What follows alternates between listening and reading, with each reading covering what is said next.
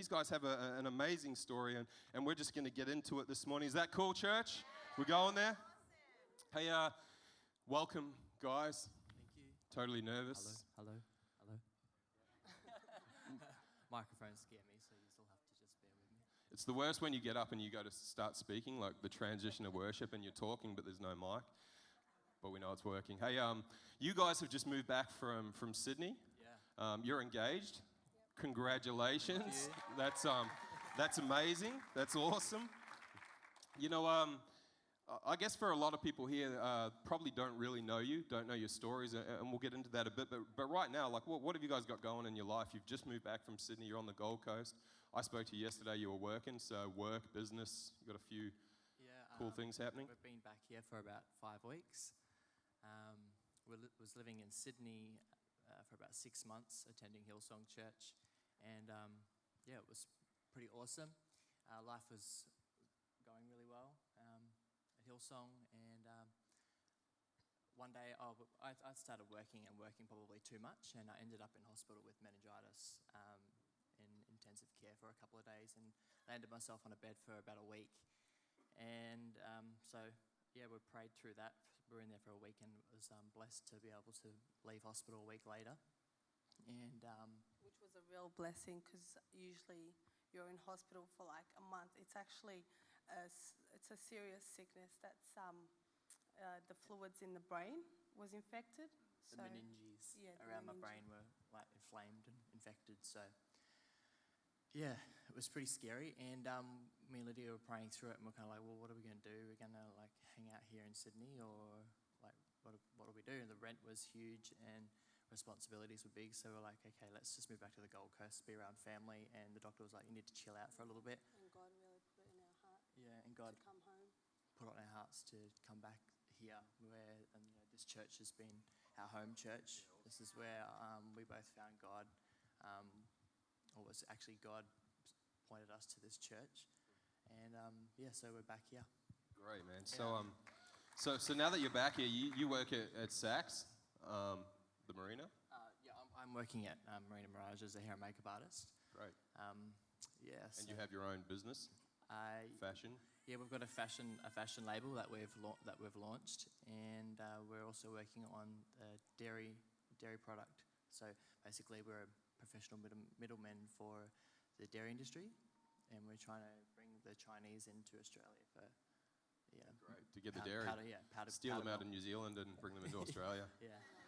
I think Josh thinks of himself as a middleman, but that's lawn and garden maintenance.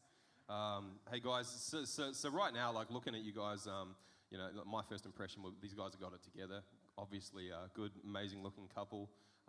Totally can't wait to get some of your clothes, the digs from the fashion line. But you just said you moved here from a circumstance or a condition, meningitis. You said that you were just working too much. Is that how you contract that? Yes, stress and work, and I think God really put it on our hearts that we were to come back here, and I was sort of just focused on working and surviving and putting money towards other things. So it kind of wasn't like a break point, and it was almost like God kind of took me out. He didn't give me meningitis, but took me out of that environment, and the environment that I was working, the people that I was working with were pretty like hectic, sort of which were people that I was very much once involved with, in before my change of life. Crazy. It's funny, I was trying not to laugh just as you say that. I've got this picture of Pastor Richard. I know God didn't break his Achilles, but like I can imagine him right now trying to get out of hospital to get in here to hear what's going on. And again, we lift him up. But, you just mentioned that some of the people that you work with are people from your past, and it was pretty hectic. So I guess forming a bit of a picture at the moment, obviously you relied on the confidence. You went back to God, which led you back here, and you felt it on your hearts. What was your journey like? Even, like you left here, you went to Sydney, we heard about that. So what's your guys' story? I know you're engaged. I think the first thing I knew that you guys were back was your daughter was down the front. My niece. Your niece was down, like a little 5-year-old. We were having like the most amazing God encounter in worship, and I looked up and there's this 5-year-old standing there in worship, and it was just, man, Man, it was the cream on the cake for that. So that's amazing to see the influence that you guys are having. But going back a little bit further, again, a lot of people in here would see you all together couple, man. You're killing it with business and you're moving on to new things, building walls that have been broken. But what was life like before that? Like, what was the struggle? Like, I know your life was pretty hard as a young man. Yeah, for you that don't know me, I was born in New Zealand, and one of 4 kids, and kind of grew up. Long story cut short. I was sort of an awesome spirit-filled Christian mother and quite a rough around the edge sort of father, and we relocated back to Australia. And I grew up as a very shy, hurt sort of young dude that had no confidence and was very girly, into like girls things, like hanging out with the girls and playing with Barbie dolls, cutting all my sister's dolls' hair off, and yeah, and knew, still cutting hair, and yeah, I was always bullied. So bullying started with my father, and with the bullying, it was always revolved around,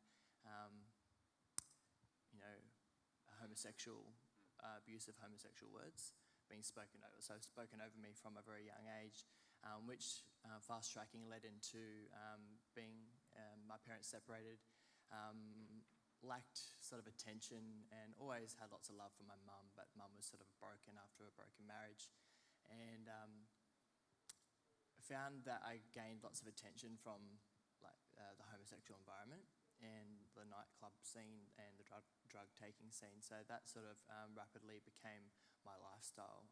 I lived as a homosexual for 9 years, and was like a pretty heavy drug addict. A lot of people sort of just thought that I was 59 kilos because I was 59 kilos, but I was a hardcore drug addict from a very young age. So just let me stop you there, bro. So you mentioned that your dad had spoken these things over your life, and although you may or may not have believed it up until that point, do you think that had some sort of influence, that you were hearing things that was being spoken over you that sort of stirred you in that direction? Was it like sort of, you're saying, I might as well go this way, or did you start to, is that what caused you to sort of? Thinking about that, it was well, it was spoken over me, and I know now that was spoken over me. But going into school, I got a lot of attention from girls, but I also liked hanging out with girls. I did like girls, and there was at one stage that I used to get in trouble for, liking girls too much from my mother. She would be, like on my case. But I knew that I liked girls, but I always had the sort of, not voices, but doubt in my head, because I guess from my father, from as little as maybe 4 to 6 years of age, having those sort of being called those kind of horrible names. I doubted myself, and then going to school, and then when people calling me that, I'd be like, "Oh, hang on a minute. Sort of Why are they? Yeah. Why are they calling me? My dad calls me that. What do they see that I don't see about myself?" And then when I got to after puberty, I had a pretty serious relationship with a girl in church, actually, and she broke my heart, and it was like my first love experience. Girls, just be gentle. Yeah, be careful. Yeah, so that was pretty scary and damaging. Yeah. And then after that, I think the hurt from that and the shock of that sort of really being over, Yeah. I lived 2 lifestyles. I would sort of attend church, but then on the weekend, I would I'd start dropping off on Sundays and not going to church, or maybe go to the night service because I'd been out all weekend, and that going out, I got a lot of attention from guys. So I kind of felt like, wow, I was really popular, and I was kind of the head of the crew, and everybody knew who I was. Sure. So I ran with that, I guess, and with that came the drugs. So Yeah, that's right. Where once you were spoken down to, ridiculed, literally negatively spoken over, now you were getting your identity from the fulfillment of good affirmation, good feedback, and stuff like that. So what would you say was probably one of the lowest of the low points for you? So that went on, maybe, how old was I? So 19. So I had the one and only homosexual relationship that I had was went for, I think, 4 years, and it was with a foreigner, I won't say from where, and it was kind of being like imprisoned to that relationship. 4 years, terrified of leaving my house, of contacting my family members. My calls would be like not traced, but my phone was monitored. Like Crazy. my life was monitored basically. I'd been severely abused, beaten, broken noses. I had my brain hemorrhaged. I ended up having a stroke when I was 21. Wow. My face was crooked for 12 months. So that was pretty intense. So my sadness and the stuff I was going through, not only was it inside, but it was actually manifesting to the outer of my body, on my face. And people could see and obviously see that there was something up in my life. And a lot of people were asking questions and sort of like, what's going on? Yeah, that's right. So yeah. Yeah, so what was, that's just a life statement. What we're aware of on the inside, we actually leak on the outside. And you could flip that around. When we're aware of the Holy Spirit within us, we actually have the potential to walk into rooms, walk into atmospheres, walk into worship, and we can actually leak that spirit that's within us. We're called to be vessels that leak so that we can be refilled again. And obviously this is the negative circumstances. It's like, man, your relationship with God in the very beginning, and straight away comes to mind is His word does not return void. His plan, His purpose for your life doesn't return void. And we can see the fruit of that coming now. So you mentioned to me that you got sick from the lifestyle and from everything that was going on, and God again intervened into your life. Yeah, so that lifestyle, at 21 years of age, I found out, well, I was really sick. It was about happened about the same time that my face happened, the face drop stroke. It was actually, was named Bell's palsy. And Bell's palsy can happen from a numerous of things: stress, a hard blow to the face, as well as HIV. And little did I know that I actually was, the monster that was in my house had given me HIV. So my health, everything, my whole life turned upside down. My health was disastrous. I was really thin. I couldn't move. I was stuck, bedridden a lot of the time. Sort of pushed my family away because I just sort of didn't know how to have them around me without breaking or being mean to them, to really want them not near me, because I didn't want them to feel what I was feeling basically. That went on, obviously. Deteriorated, my health deteriorated, my drug taking lifestyle got more and more hectic, to a point that I was a mental write-off by doctors. Doctors just wouldn't, they were like, you're fit for a the mental ward, and there's not really much we can do for you. Trying to give me every drug under the sun, but I was already a drug addict, so I'd just take their drugs and take mine too. And then my mum sort of stepped in. I seen my mum's life, my family's life was just like completely shattered. What was left of our lives was no longer really much. So mum came from New Zealand, and she took over the rights to my life pretty much for 12 months so that I wouldn't die. Yeah, sure. And fattened me up a little bit. And So at this point, you've got HIV. Your relationship had come to an end. Yeah. Yeah. And your mum's come over. Is your mum a Christian? Spirit-filled? Yeah, awesome. Thank Christian. God for praying mums, praying man. I mums tell are you, the reason awesome. Never stop praying for your kids. Yeah, absolutely. The reason I sit here today, and probably half the people in this room, is because we had a praying mum at some point or another. And if you didn't, it's a good time to start to become one. Even if you're not praying for your kids, or you don't have kids, start praying for other people. Start sowing that seed of what's going to happen in your family. And that's phenomenal. And I might just pause for a second there. Lydia, you look amazing, by the way, as well. Doesn't she look good, church? Hey, so tell us a little bit about yourself, where you came from. You were just sort of answering some of Jacob's questions. So you obviously knew Jacob from the past, I'm just assuming. We've known each other for 5 years, so I've been in his life for 5 years. So up until he broke up with that partner, I think 2 years after that. Yeah, about 2 years after that. We actually met on set of a fashion shoot. Yeah, amazing.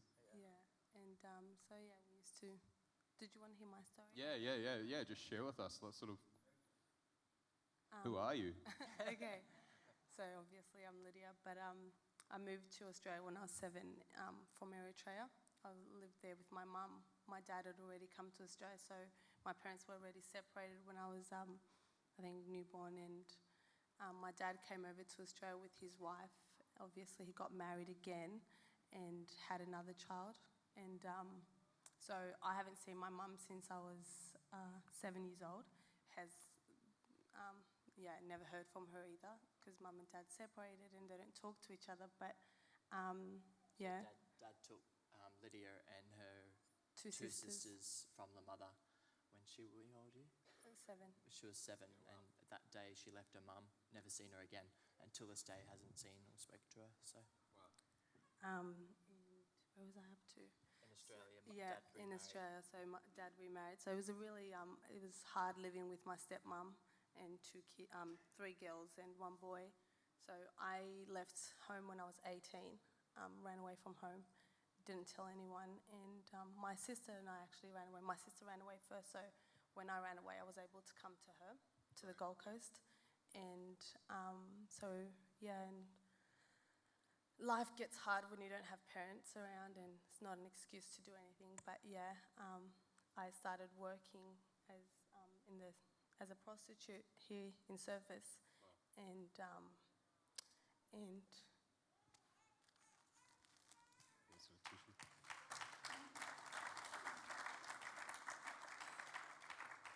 It's okay. You take your time and.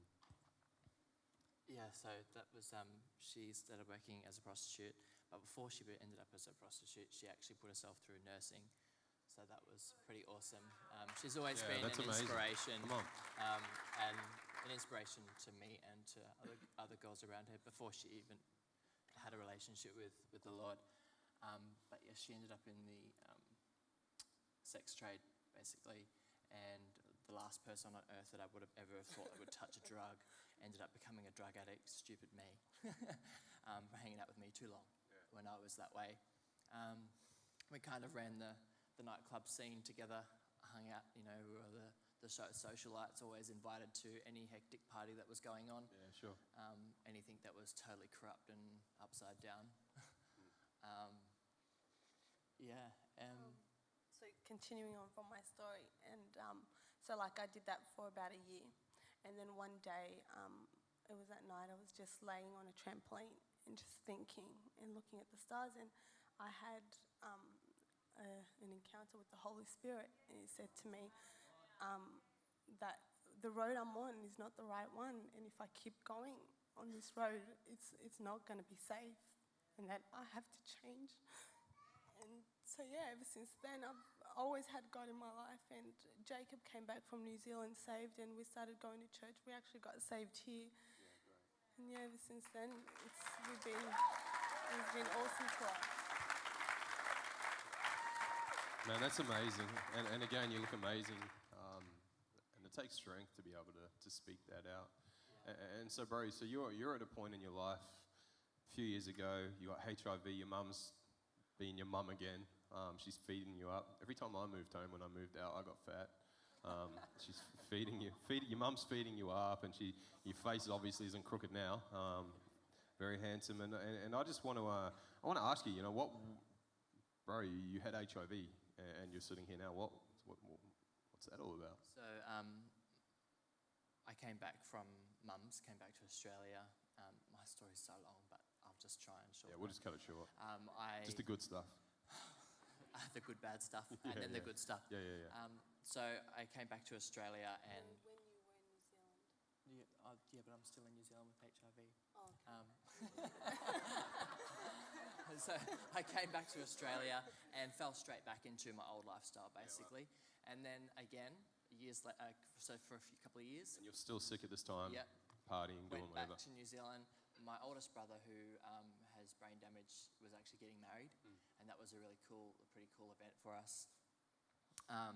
And before that happened, before my brother's wedding, I had a severe deterioration in my health, and I had grown an addiction to ice really bad, so smoking crack, and I was actually That's before this one got involved with that. But I was secretly doing that and living with my sister over here. I'd come home after 3 days of I don't know what, and sleep for 48 hours or whatever, just sleep for days. And so it was really not healthy, and I had scabs all over my body. I just sort of related those to being on ice, because that happens to some people. Sure. I'm sure some of them were, but my health has deteriorated so bad that it started crossing over into the AIDS category. So, memory loss, a lot of like crazy things, like So the road for that ultimately is psychosis. death, isn't it? Yeah. Yeah. I was heading towards death, truly. and So when did seriously. that change? When did that? And then, so I went to my brother's wedding, and at my brother's wedding, it was like all our family, and it was a beautiful moment, and the pastor of their church in New Zealand was running it. And they'd all been praying for me, and they knew that I was coming, so I think they had been having like a prayer battle for me coming to New Zealand. And I kind of was at a stage where I was so terrified and numb and such an addict, that I didn't even know how I was going to go to New Zealand, because I was sort of like, oh my gosh, I'm going to need some drugs or something. So I got there. I slept for the first 3 days when I got there, and then Mum was like, "Good morning," 3 days later, with all this food and trying to feed me up. And it was a couple of days to the wedding. The wedding happened. So the wedding happened, and that was a really beautiful moment. I met Hope of Old Christians from when I was little. That was really touching to me, just to have people that have known me that long and that cared, and they were saying that they were praying for me, and that to never give up, and we're just being like, being my inspiration when you could see all over me what was happening, basically. And I was in my mother's computer room, actually. So I had a lady that was at the wedding. We invited back for lunch like 2 days after the wedding, and she is really, really like a special lady, a bit like my mother. And she asked if she could pray for me. And she was over for coffee, and she prayed, and I totally had this big breakdown. And she asked me if I'd ever heard the name Cy Rogers. Yeah. And I was like, no, Cy Rogers. And then she told me a little bit, and I was like, what a faker. Yeah, sure. So if you don't know Cy Rogers, he's pretty much 2IC of a church in New Zealand, a phenomenal church underneath Paul de Jong, who once had a homosexual lifestyle, but now is married to a beautiful wife, and he's preaching all over the world, at conferences all across the world, literally. Yeah. Right before he was meant to have an operation, he got saved. So bro, what was the turning point? What was the point where you went from someone with HIV to the person that we see here today? What's that? That night, I got tormented by Cy Rogers, the name Cy Rogers. So I got online, I Googled it, and ended up watching his testimony, and had the massivest breakdown ever. Wow. Sat against the computer door in my mum's spare room, because I was like, no one's coming in here. Yeah. Having this full-on episode, and it was the most amazing feeling ever. And I just said a prayer. It was very much like, I always thought my mum was a bit mental, because she was so Holy Spirit filled, and I just thought that was not real. Yeah, you're not the only As one, someone bro. that happy after having such a screwed up life. Yeah. I just said basic prayer. Basically, it was, Lord, if you're real, if you're friggin' real, you need to step up. You need to answer my prayers, because if you know the plans for my life, where I'm. I was actually planning to kill myself. Commit suicide. About a week later. Yeah, wow. I sort of was trying to set a time and a place where to do it. I attempted many times before. Sure. But I was sincerely going to do it, and quietly going to do it. So God heard your planning a prayer. date, and God heard my prayer, Yeah. and it was the most overwhelming feeling I've ever experienced in my life. Yeah. And I've held on to that feeling to this day. I've never been able to. Yeah, that's good. Come on, let's give them a round of applause. So in that moment, HIV cried out, Holy Spirit's touched and entered your life. As both of you, it sounds like you had that encounter, that experience, the trampoline, and you're in Mama's study with the door locked. And so where do we go? So did God impact your life in a physical way then? Intense. So the next morning I woke up. I woke up. I woke up, which was strange. I got up early and I stuck my running shoes on and I went for a run. Wow. And that was the first run I'd been on for I don't know how long. So yeah, I went for a run and I just felt like there was this no longer like this psychotic thing sitting here. There was this amazing, like, I had a team behind me Yeah, that's praising, great. like, That's great. cheering me on, and it was Wow. a really amazing experience. And then when I got home after that run, I felt happy. It was the first I felt like I'd just like taken the whole bottle of Valium and everything else with it, and it was unexplainable. So you felt relaxed. I felt relaxed, relaxed. untortured, and happy. Yeah, and great. I'd That's great. been a long time. Great. That's Yeah. awesome, man. So in that point, again, I come back to you were diagnosed, prognosed with HIV. Something happened along those lines. I came back to Australia, Yeah. and I was like, wow, like I was like so on fire. Lydia and Amy picked me up from the airport, and they were kind of like, like I was really like I was preaching to everyone, telling everyone like I left as a drug addict and as a prostitute myself, basically, to tell the truth, and came back talking about the Lord. And 2 weeks. yeah, 2 weeks. Oh, come on. And I had scabs on my body when I left, and even when I returned 3 days later, I was like totally into like watch what my God can do, and I was like laying hands on myself and telling the scabs that they had no right to be on my body. Wow. And Yeah, come on. so the scabs on my body were literally falling off me, and like healing, like super healing powers was just like crazy. And on a fast forward, for about a week, like stuff like that kept happening. Yeah. I booked an appointment with the specialist because I was like, man, this is happening. Like these scabs are coming off. Something's happening with my health. I feel really good. Everyone was like scared of me because I was on such a feel good. So I needed to see the specialist and scare them too. And we came to church the Sunday.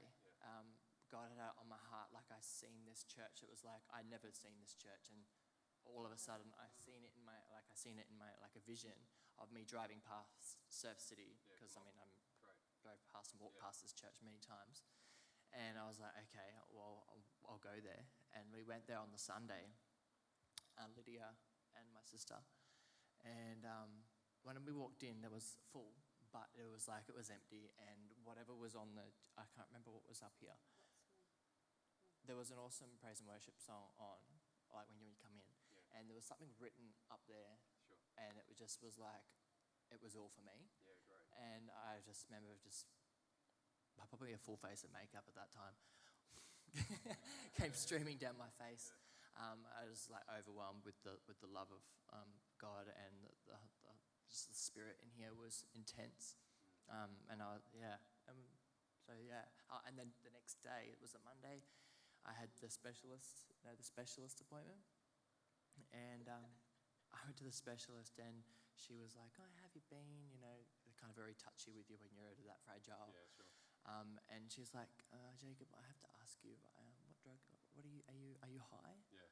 I said, "No, I'm not. I'm a Oh, Christian." God. Come on. I'm a That's Christian. awesome. And she's like, "Oh, really? What church do you go to?" Kind of like, here we go again, like she heard it all before maybe, or I'm not sure. And was kind of treating me like I was on another level of Lost the Plot. And yeah, she's awesome. But anyway, so she took my bloods and did all of the stuff that they need to do. I told her, like, I showed her like how the scabs have been coming up, and she's like, "That's amazing. That's pretty cool." That's She was a little bit sort of blown away, but hesitant to be blown away at how quickly I'd changed, and the way I was talking. Like I was being plugged into a PowerPoint. It was like I was so full of energy. Life, Holy Yeah. Spirit's. And Yeah. so then she took the bloods and all that, and then two weeks later, I was in the shower at Amy's place, and I was praying in tongues, and God said to me, like, the first time I've ever heard, I think it's the first and the last time I've heard like he was in the shower with me. Is it called audio? It was like a tangible voice. He said, "Jacob, I'm going to heal you." And I was like, oh my gosh.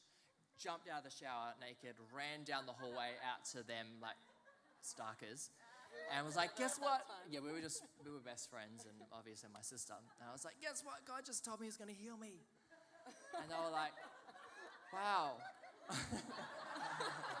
That's cool. So, yeah, and then I was on a run. I think I was with this funny lady that lives I down the... still do that, bro, and I was healed a long time ago. Come on, moving along. So you are... well, Chrissy is going to smash me. I was on a run. I was doing another run at, like, I was really sort of trying to be healthy, and I was like burning off some of my energy because I would just drive people nuts with energy. Yeah. I just go and talk and never shut up. Yeah, sure. So I got the lady down the Still road on the same motivated to height. come running with me. She's like really, quite a large lady and really funny. Anyway, so we were walking and I started like preaching to her, and she's kind of like, very skeptical, and, but it was cool to preach to her because it was a challenge. She had heaps of questions. Yeah, come on. And during that run, we stopped and did a real slow walk because she was like knackered. And my phone, my phone beeped, and I'm like, oh, just casually check my phone on the stroll, and it was a report from the doctor saying that my health was undetectable. My levels in my body were undetectable.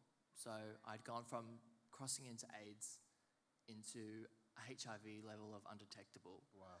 Yeah. Completely healed. Yeah, that's glory to God.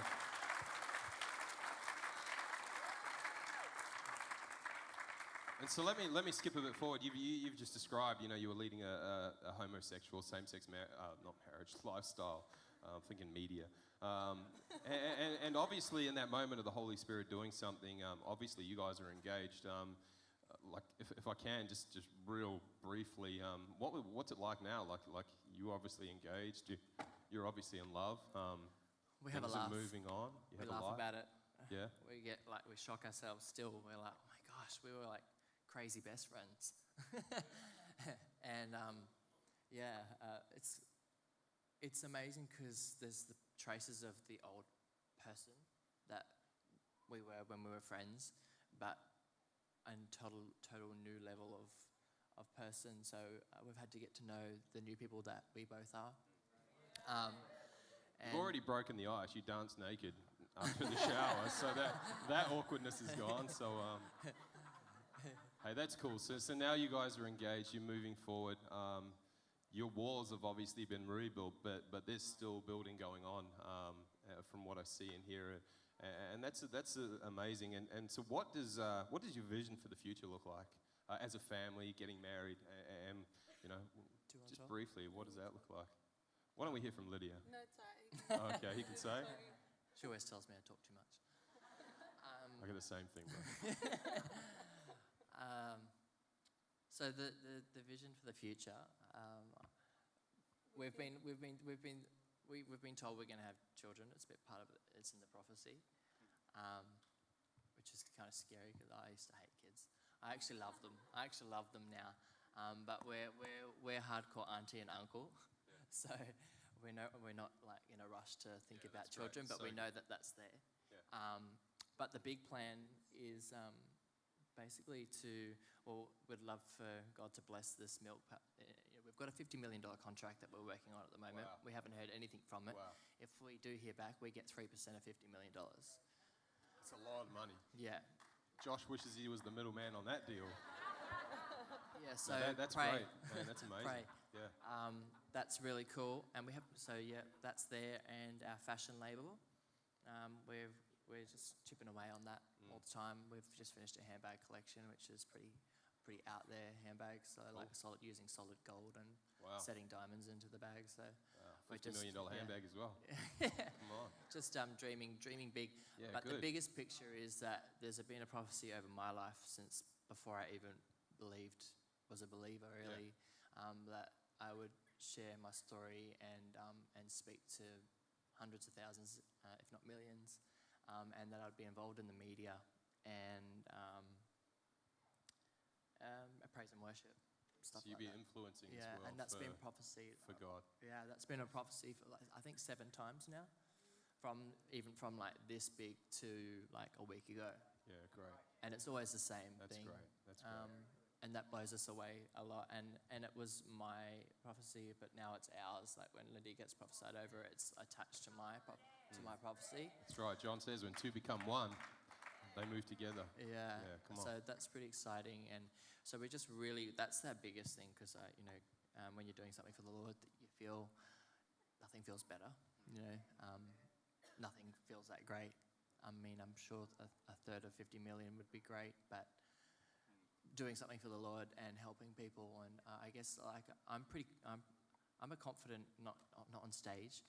I'm not very confident, but as a person, I'm confident. And even in the old life that I was always confident. I just was all about I'm all about who I am at the time of being, and I think that people sort of sugarcoat stuff a lot. And I feel that with the way you look at the media doesn't sugarcoat nothing.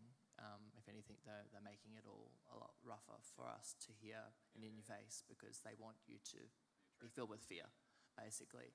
And yeah, I think that's for us to sort of just be real with people and tell them our past and also tell them, our future and our current. So. That's great. So what we just heard is a couple. Yeah, come on, let's give them a round of applause.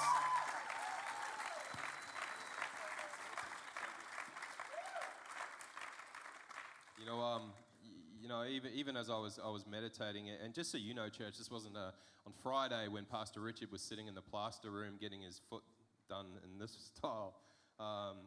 Chrissy had mentioned that he wanted me to preach at lunchtime, and I hadn't thought about it a lot. And then as I was sitting there in the plaster room, I sort of didn't really want to because I know we had a big night with youth, and I sat there, and this isn't to big name me, this is God, and I sat there, and Pastor Erica was talking. I said, so what's your plan for Sunday morning?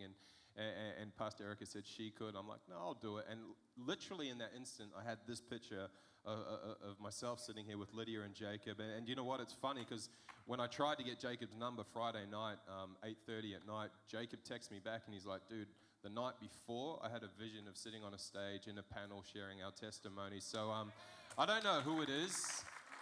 In fact, we can all take something out of this, that our God is in the business of rebuilding broken walls. Nothing is impossible for God. Can we put our hands together for Jacob and Lydia? Thanks a lot, guys.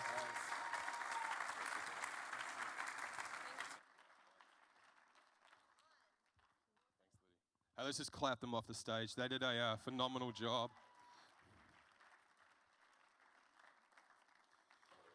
I just want to share briefly what God's put on my heart. Have you got my Bible there, Uppy? Uppy does an amazing job, and Josh, the middleman, Campese.